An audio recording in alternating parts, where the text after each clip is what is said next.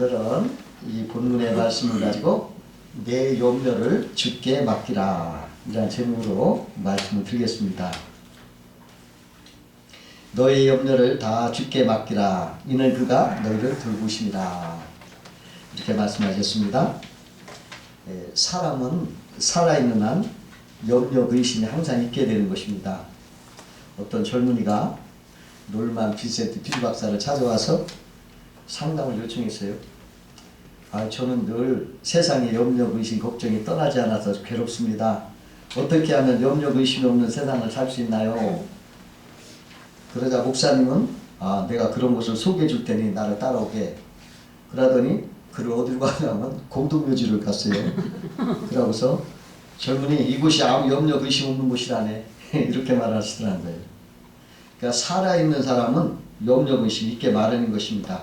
그래서 하나님은 염려, 의심을 없애주신다고 안 하시고 염려, 의심을 다 내게 맡겨라 이렇게 말씀을 하시는 것입니다.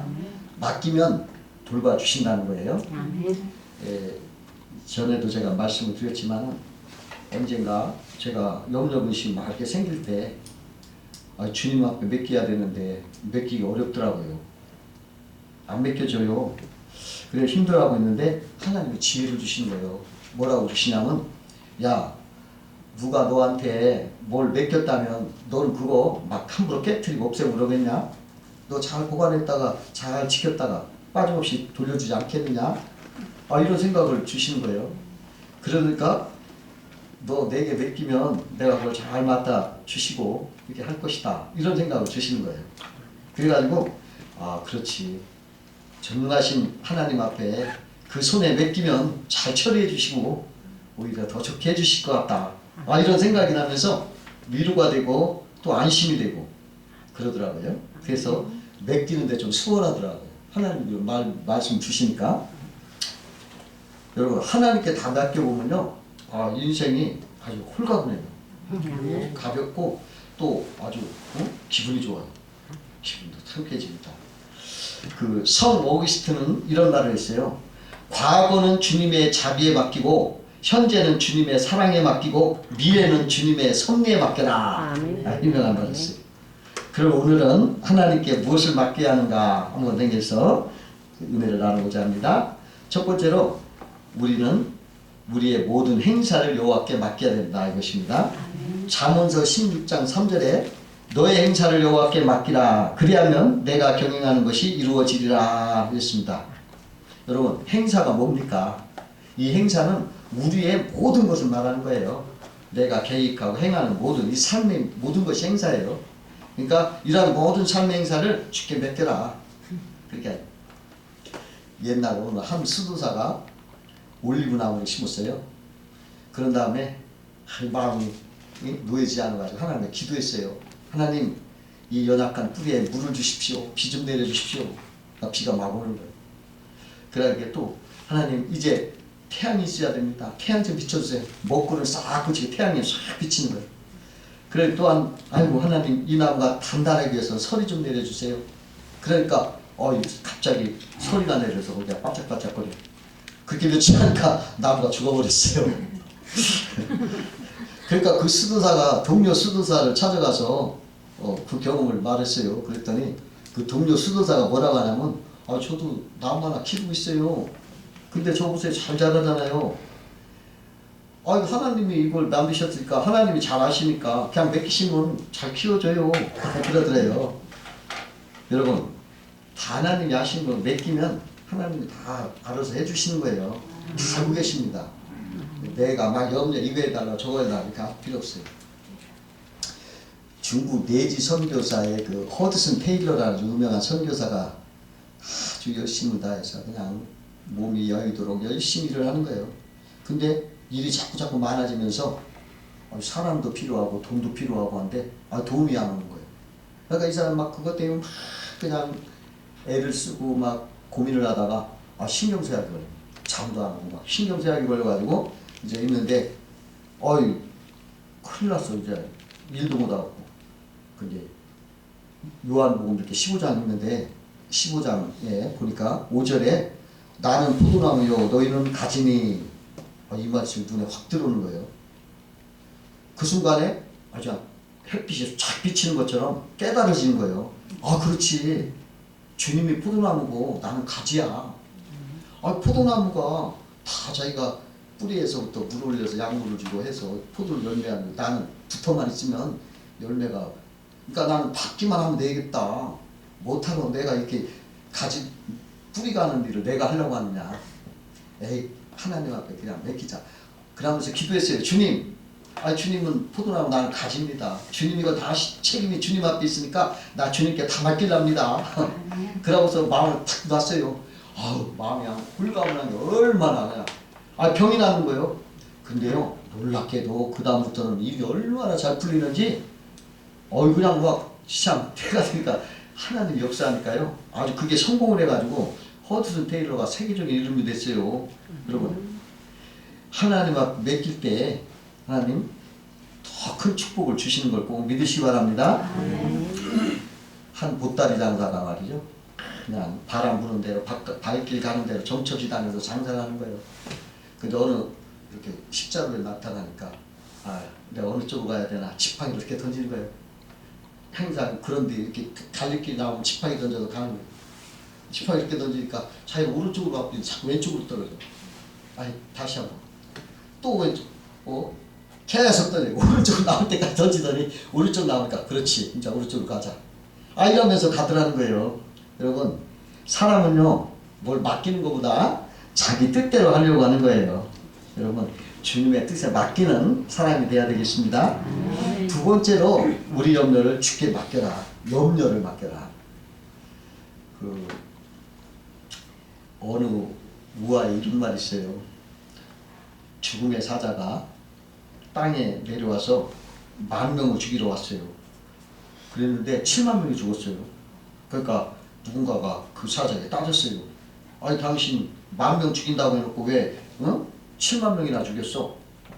그러니까 그 사자가 대답하기를 나는 분명히 10,000명을 죽였다. 그런데 나머지는 두려움과 공포와 염려 때문에 스스로 죽었다. 이렇게 말하더래요. 염려와 불안이 얼마나 크면 그 스트레스로 죽었다는 거예요. 2차 세계대전 때요, 실제로 자식을 전쟁터에 보내놓고 실제로 자식이 전쟁터에 죽은 사람보다 염려하다가 죽은 가족이 더 많다고 해요. 염려가 그게 무서운 거예요. 한 주부가 항상 도둑이 들까봐 늘 염려하는 거예요. 몇 년째 잠을 못 자고 막 제대로 못 자고 도둑을 염려하는 거예요. 밤중에 조금만 이상한 소리만 들려도 곤히 자는 남편을 막 깨워가지고 막 도둑 왔다고 막 그러는 거예요. 그러니까 이 남편이 제대로 잠을 못 자는 거예요. 근데 어느 날 밤중에 아파트 위쪽에서 막 시끄러운 소리가 들려요. 그 남편이라도 올라가 봤더니 거기에 도둑이 든 거예요. 그러니까 남편이 도둑에 이렇게 말했어요. 내 부탁 좀 들어주시오. 우리 집에 가서 내 아내 좀 만나주시오. 우리 아내가 당신을 몇 년째 기다리고 있어. 그렇게 말하더라고요. 여러분, 나폴레옹이면 프랑스의 영웅 아닙니까? 황제죠. 근데 그 사람한테 누가 물었어요. 당신 일생 중에 가장 염려스럽게 생각하는 때가 언제요? 하고 물었어요. 영웅이니까 그런 거 없다고 할 줄 알았죠. 근데 그 사람이 뜻밖 이런 말을 했어요. 내가 제일 염려스러운 것은 일주일에 한 번씩 단골로 다니는 이발사를 불러 내 수염을 깎을 때입니다. 그 이발사가 적들의 꼬임에 빠져서 간첩이 돼서 그 날카로운 칼로 내 목을 누르면 나는 큰일 나지 않겠습니까? 그때가 난 제일 염려스럽습니다. 이러더래요. 아니, 세상에 누구나 염려는 하겠지만은 염려를 품고 산다는 것은 불신앙인 것입니다. 주님은 염려를 맡기라 그랬어요. 그러니까 맡긴다는 것은 믿음 있는 사람이 가능한 거예요. 그 염려라는 것은 어떤 사람 이런 말을 해요. 흔들리는 의자와 같다. 의자가 자꾸 흔들리지만 한 발짝도 못 가요. 제자리에서만 그냥 있어요. 아무리 흔들어도 아무리 염려해도 제자리 그 자리예요. 염려는 들어갔다는 거예요. 항상 걱정을 하던 사람이 있었어요. 근데 어느 날 그 사람 얼굴이 활짝 피고 그냥 기쁨이 넘쳐 흘러다니까 친구가 깜짝 놀란 거예요. 그래서 자네 웬일인가? 요새 염려 근심이 없어졌나? 얼굴이 이렇게 밝고. 그러니까 오늘만은 날 한 달째 기쁘고 즐겁고 이렇게 걱정하고 살고 있다네. 그 무슨 비결이라도 있는가? 있지. 내가 이대로 살 수 없어가지고 내가 신문 광고를 냈어. 와서 내 대신 걱정해주고 사람 있으면 하루에 100만 원씩 주겠어. 그랬더니 걱정해주는 사람 왔기 때문에 나 이렇게 걱정을 덜고 산다네. 자네 100만 원 어딨어? 하루에 100만 원 엄청난 돈인데 자네 어떻게 할래? 그거 내가 왜 염려야? 염려할 사람이 염려하지. 나는 상관없다네. 그 사람이 염려할 문제인데. 그러면서 얘기를 하대요.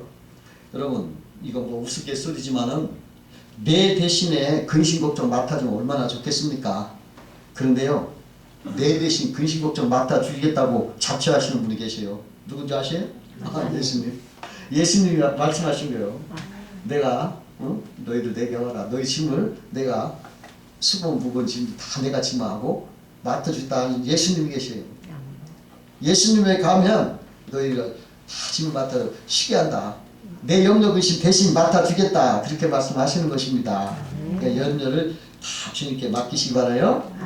세 번째로는 원수 갚는 것을 주께 맡겨라 그랬어요.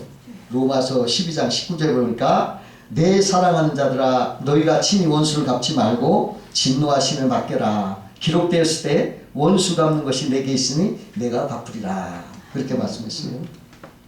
여러분 살다 보면은 너무너무 분하고 억울할 때가 있어요. 그럴 때 내가 원수 갚고 싶지만 갚으라 하지 말고 그냥 눈물을 머금고 참으면 하나님께서 무섭게 갚아주시고 그 원수의 목전에서 상을 베풀어 주시고 내 공의를 종이의 빛같이 나타내 주시는 것입니다. 저도 이렇게 살다 보면은 분하고 어이없는 일을 당할 때 이 목사가 싸울 수 없잖아요. 그래서 억지로 참고 있을 때 이게 하나님 앞에 맡길 수밖에 없죠. 참다 보면은 또 어떤 생각이 드냐면 내가 하나님 앞에 무언가 부족하니까 하나님께서 저 사람을 통해서 나를 책망하시는구나. 이런 생각이 들면서 내가 겸손해지고 나를 둘러보게 되고 회개도 합니다. 그 다윗이 그 압살롬 반역으로 도망을 갈 때 사울 족속 시므이라는 사람이 다윗을 따라오면 막 욕을 해요. 너희는 사울 왕을 배반하고 네가 반란을 일으키던 너 봐라. 네 자식이 너를 쫓아냈지 않느냐. 하면서 막 욕을 하고 막 침을 뱉고 돌을 던지면서 막 따라오면서 저주하는 거예요. 그러니까 다윗은 억울하잖아요. 사울 왕을 자기가 죽었지 뭐 했나요? 전혀 맞지 않는 소리예요. 억울했어요. 그러나 어떻게 했습니까? 그걸 자기 원수 갚지 않았어요. 뭐라고 생각하냐면 내가 범죄한 것 때문에 하나님이 저 사람을 통해서 나를 치는구나. 이렇게 생각을 하면서 내가 잘못했기 때문에 하나님이 하는 거니까 내 원수가 아프면 안 된다. 그러면서 참고 그냥 회개하면서 지나갔어요. 여러분 그렇다고 하나님 그 시므이를 그냥 두지 않았어요. 나중에 죄 없다 아니하고 심판하셔가지고 다윗 원수를 갚아준 걸 우리가 성경에 볼 수가 있습니다. 내가 분하고 억울해서 내 원수를 갚으면 내 자신이 사탄의 종이 되고 하나님의 의로운 데서 위배가 되는 것입니다. 원수를 하나님께 맡기면 하나님은 공의롭게 반드시 갚아주시는 것을 꼭 믿으시기 바랍니다. 아멘. 네 번째로는 우리의 기도의 결과를 주님께 맡기라는 것입니다. 그 한나는 기도한 다음에 내 기도 하나님 들으셨구나 그렇게 믿었기 때문에 얼굴이 수색이 없어졌다 이렇게 말하고 있어요. 기도의 결과를 주님께 맡기니까 얼굴에 수심이 없어졌다 이랬어요. 마가복음 1장 11장 24절에 보니까 믿고 기도하는 것은 받은 줄로 믿으라 그리하면 너에게 그대로 되리라 그랬어요. 그러니까 우리가 기도할 때 이미 받은 줄로 믿으라는 말씀이면서 또 기도하고 나서 어떻게 응답이 올까 뭐 초조하거나 이렇게 불안해하지 말라는 거예요. 그냥 딱 맡기라는 거예요. 그 결과를 그냥 다 맡기라는 거예요. 언젠가 그 독일에 유학을 갔던 어떤 학생이 간증을 하는 거 들어봤대요. 근데 거기 음악대학을 입학하려고 기도를 굉장히 했는데 그 대학에 떨어지더라는 거예요. 그래도 하나님 앞에 기도한 것이 있겠지 하고 믿고 맡겼더니 더 좋은 독일에 있는 음악대학에 입학하게 돼서 더 기뻐하게 됐다. 그러니까 하나님 그 기도를 들어주셨는데 기도 이상으로 그 대학보다 더 좋은 곳을 이렇게 해주시더라는 거죠. 이렇게 간절히 기도하고 한 다음에는 결과를 하나님을 맺게 되는 것입니다.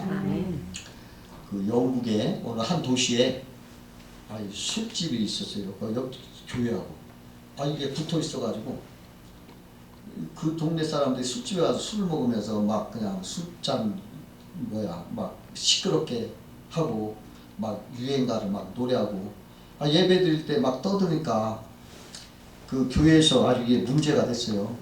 그 교회에서 우리 다 같이 기도합시다. 저 술집 문을 닫게 좀 기도합시다. 이래가지고 매 예배 때마다 하나님이 성도들한테 하나님 앞에 저 술집 문 좀 닫게 해달라고 막 기도를 했어요. 근데 몇 달 뒤에 술집이 점점 손님이 줄어들더니 문을 닫는 거예요. 근데 평소에 옆 교회에서 우리 집 문 닫게 해달라고 기도한 걸 술집 주인이 알아가지고 재판을 걸었어요. 손해배상을 청구했어요. 그래서 법정에서 다툼이 벌어졌어요. 술집 주인은 이 교인들이 간절히 기도해서 그 기도 때문에 우리 망했다. 그러니 손해배상 해달라. 그러니까 교인들은 우리 기도를 했죠. 그러면 기도 때문에 망할 리가 있냐. 그거 아니다. 막 이렇게 하는 거예요. 그러니까 판사가 뭐라고 하냐면 내가 판결 내리기 전에 한마디 꼭 하고 싶은 말이 있습니다. 하더니 뭐라고 하냐면 술집이 망하는 이유를 떠나서 일단 술집 주인의 믿음이 교인보다 더 강하다는 걸 제가 알았습니다. 그러더니 오히려 믿음은 술집 주인이 더 믿음이 강하다. 그렇게 얘기하더라는 거예요.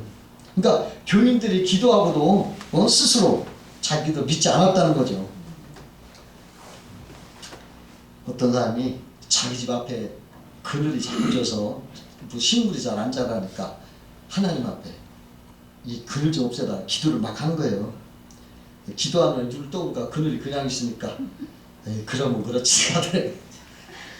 여러분 기도하면 사람들이 그걸 믿고 맡기는 게 아니라 그러면 그렇지 하고 불신앙한다는 것입니다. 여러분 우리가 기도를 했으면 그냥 주님께 옮겨간 거예요. 이렇게 맡겨야 되겠습니다. 다섯 번째로 죄의 짐을 여호와께 맡겨라 그렇게 말씀했어요. 예수님께서 수고하고 무거운 짐을 진다 자 다 내게로 오라 내가 너희를 쉬게 하리라 이렇게 말씀했어요. 예수님 앞에 나오면 무거운 짐이 벗겨진다는 것입니다.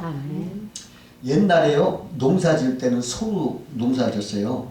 소가 밭을 갖고 그러는데 한 마리로 할 때도 있고 또 힘든 어떤 때는 이제 두 마리로 매어가지고 이렇게 두 마리로 할 때가 있어요. 두 마리로 끄는 수를 겨리소라고 했어요. 그 겨리대를 매니까 겨리소. 근데 그 두 마리 중에 한 마리는 꼭 어미소예요. 그 한 마리는 새끼소예요. 왜냐 배우라고. 견습생이죠. 그러니까 두 마리가 끌지만 힘은 누가 쓰냐? 어미소가 끄는 거죠. 그러니까 새끼소는 그냥 덜렁덜렁 멍에만 맺지 따로 가는 거예요. 근데 자기는 가벼우니까 어미소가 끙끙대는 걸 보고 왜 그러나 이상하게 생각하는 거죠. 여러분 예수님이 너는 내게로 와서 나와 멍에를 같이 매자 그러잖아요. 바로 이 결의수를 말하는 내가 모든 짐을 내가 할 테니까 너는 와서 따로만 다녀. 내 짐은 쉽고 가벼워요. 이렇게 말하잖아요. 우리가 예수 그리스도를 믿으면 내 무거운 짐이 예수님이 다 해주시고 나는 그냥 덜렁덜렁 가볍게 따로 가는 거예요. 우리는 뭣도 모르고 이렇게 가벼운데 왜 이렇게 힘드나. 새끼소니까 그러겠죠. 우리 주님이 다 매주시기 때문에 여러분 우리가 예수를 믿을 때 우리 죄의 짐이 다 주님 앞에 가지기 때문에 여러분은 편하게 갈 수 있다는 걸 꼭 아셔야 돼요. 그래서 우리의 죄짐이 무거울 때 여러분 하나님 앞에 회개하고 하나님 앞에 그걸 맡기면 하나님은 그 죄값을 피를 흘려서 다 지불해 주시고 그 짐을 다 져주시는 걸 믿으시기 바랍니다. 다 주님께 해주신다는데 어떤 사람은 그걸 자꾸 자기 등에 또 매기고 또 매그래요. 맡기면 되는데 이거 내가 매겠습니다 하고 갖고 와요. 재붓다 자꾸 풀었다가 다시 싸갖고 울고 이런 사람 많이 있어요. 십자가로 죄인의 짐이 딱 끊어진 것을 여러분 믿고 복음으로 자꾸 그것을 매지 마시기 바랍니다. 아멘. 시편 103편 12절에 동이 서에서 먼 것 같이 우리의 대가를 우리에게서 멀리 옮기셨으며 그랬어요. 이사야서 38장 17절에 보니까 나의 모든 죄는 주의 등 뒤에 던지셨나이다 이렇게 말씀하셨어요. 여러분들이 죄가 있을 때, 죄짐이 무거울 때 여러분 주님 앞에 그대로 아뢰세요. 그러면 주님은 그것을 담당해 주신다고 했죠. 아멘. 그 말이 거짓이 진실. 진실입니다. 그러니까 그걸 진실로 믿으면 여러분 그냥 맡기고 떠내고 내시면 되는 것입니다. 아멘. 어떤 불량한 소년이 아버지 재산을 훔쳐가지고 동안 가서 불량배랑 막 어울리면서 그냥 그 많은 재산 다 탕진하고 말았어요. 실패와 그 절망 속에서 막 그는 범위를 했습니다. 야 이거 큰일 났다. 아버지 돈을 다 훔쳐가지고 왔는데 아무것도 없네. 근데 집에 갈 수는 없어. 내가 번민이 됐어요. 내가 더 살아서 뭐하냐. 아니 나 죽자. 근데 죽기 전에 마지막으로 아버지한테 용서를 구해야겠다. 집에 편지 썼어요. 뭐라고 썼냐면 아버지 재산을 탕진한 죄 많은 이 아들을 용서해 주세요. 이제 마지막으로 아버지께 용서를 구하고 싶어서 모시에 기차를 타고 우리 집 앞을 지나가려고 합니다. 아버지께서 만일 저를 용서하신다면 집 앞마당에 있는 배나무에 흰 손수건을 걸어 놓아주시기 바랍니다. 배나무에 흰 손수건이 걸려있으면 제가 용서받은 줄 알고 찾아 들어가겠고 만일 손수건이 없으면 저는 그대로 지나가고 있습니다. 드디어 약속한 날이 왔어요. 그 아들은 기차를 타면서 배나무에 손수건이 걸려있을까 아닐까 초조한 마음으로 차창만 이렇게 내다보기 시작한 거예요. 근데 멀리 자기 집 앞마당을 이렇게 지날 때 또 한 번 놀랬어. 어떻게 놀랐느냐? 거기에는 흰 손수건이 어마어마하게 바람에 나부끼고 있는 거예요. 어? 아들이 혹시 손수건 하나는 못 볼까봐 그 아버지가 막 가지가지마다 다 걸어놓은 거예요. 이게 아버지의 사랑이에요. 아멘. 이게 십자가의 사랑이에요. 아멘. 내가 볼 때 도저히 용서받지 못할 죄, 정말 죽어 마땅한 죄를 갖다 할지라도 우리 아버지 생각은 안 그렇거든요. 아멘. 더 크신 사랑으로. 그 하나만 보면 혹시 잘못 보면 그냥 지나갈까봐 그냥 다 하얗게 걸어놓고 우리를 기다리고 용서하시기를 원하시는 하나님. 여러분 죄의 짐이 내가 아무리 크다 해도 아버지 사랑 안에는 그 안에 있는 걸 믿고 여러분 죄의 짐을 다 맡기시고 사시기를 주의 이름으로 축원합니다. 네, 기도하시겠습니다.